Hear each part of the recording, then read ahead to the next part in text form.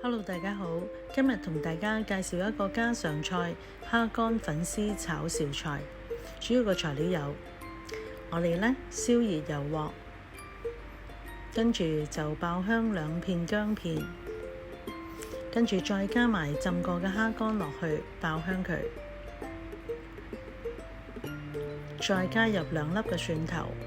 炒香咗之後，就將洗乾淨隔乾水嘅小菜絲就倒埋落去一齊炒，加1/2茶匙嘅鹽，將佢兜勻，再加1湯匙嘅蠔油。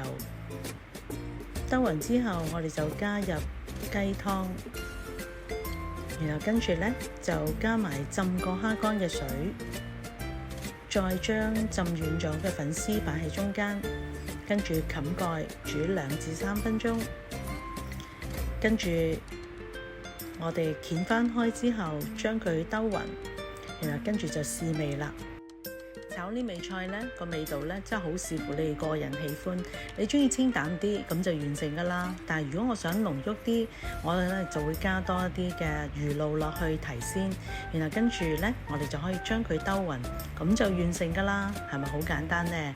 真係最適合放工翻嚟要好快開飯嘅，你一定可以試下煮呢個餸，一定會滿意啫。最重要梗係幫我手分享俾多啲嘅朋友一齊追蹤我專頁啦。多謝你支持，拜拜。